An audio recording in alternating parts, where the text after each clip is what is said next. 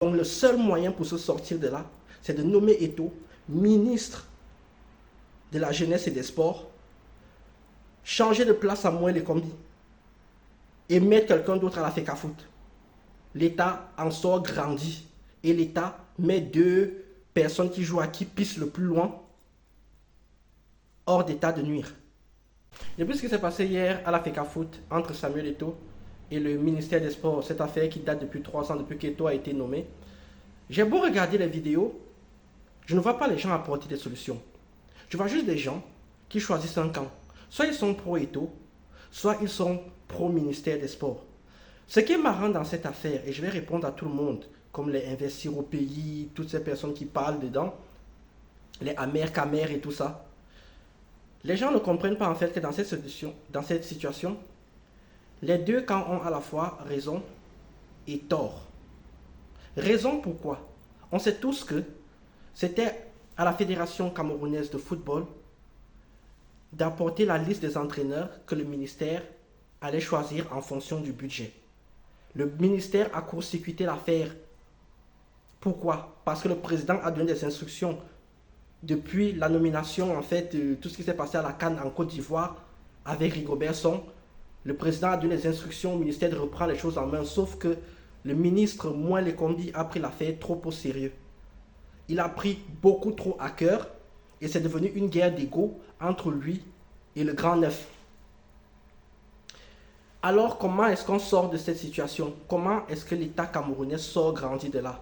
Moi j'ai un diplôme en sciences politiques et je vais très bien vous le dire que ce qui s'est passé hier en fait a simplifié l'affaire. Contrairement à ce que les gens pensent, ça a rendu l'affaire beaucoup plus simple parce que maintenant on est donc au courant que c'est une affaire d'ego et c'est officiel. Vous connaissez tous l'histoire du roi Salomon où en fait il y avait deux femmes qui se disputaient un bébé et le roi Salomon a décidé de trancher le bébé en deux. Ce qui se passe généralement si vous êtes dans la sphère privée et que vous avez un conflit de ce genre, vous êtes supposé virer les deux. Mais dans l'administration, ça ne se passe pas comme ça. Dans l'administration, on ne vire pas les gens, on leur change de place. Je répète, on ne vire pas les gens, on leur change de place. Si j'étais le conseiller du président de la République aujourd'hui, je demanderais qu'il y ait un remaniement ministériel.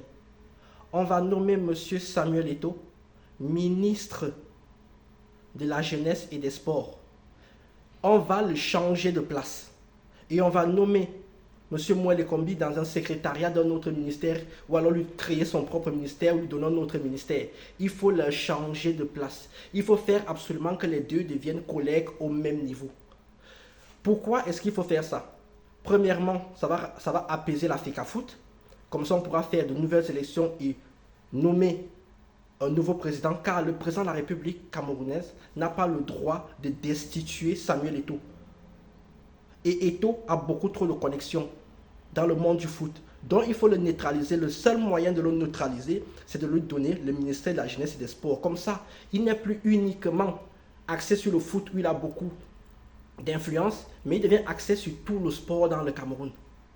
Et Moelle Kombi, comme on ne peut pas virer les ministres, dans l'administration on ne vire pas les gens, on le change de ministère simplement.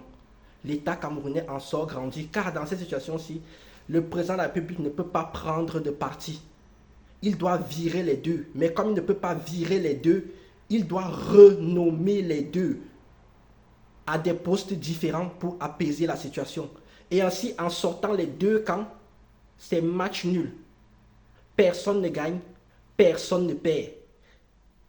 Si aujourd'hui, on vire Samuel Eto'o peut se présenter comme candidat et représenter une menace très sérieuse, car la jeunesse le soutient. Et Moelle Kombi, si on le vire, c'est comme si Eto'o avait marché. Parce que hier, il faut bien dire un truc, c'est que si sur le plan social, ce qu'a fait Samuel Eto'o est très fort, très puissant, sur le plan administratif, c'est inadmissible ce qu'il a fait hier. On ne marche pas sur l'État. Tu ne demandes pas au secrétaire d'État de rester dehors. D'autant plus que, comme je l'ai dit au début, ils ont à la fois raison et ils ont à la fois tort. Il faut savoir que c'est le ministère qui paye la FECAFOOT. Je répète bien, c'est le ministère qui paye la FECAFOOT. La FECAFOOT ne reçoit de l'argent de la FIFA ou de la CAF que lorsqu'il y a les grandes compétitions. Le reste du temps, c'est le ministère qui paye. Et donc, si c'est moi qui paye, c'est moi qui décide normalement. Donc, le seul moyen pour se sortir de là, c'est de nommer Eto'o ministre de la jeunesse et des sports, changer de place à Moël Ekombi et mettre quelqu'un d'autre à la FECAFOOT. L'État en sort grandi et l'État met 2 personnes qui jouent à qui pisse le plus loin hors d'état de nuire. Voilà.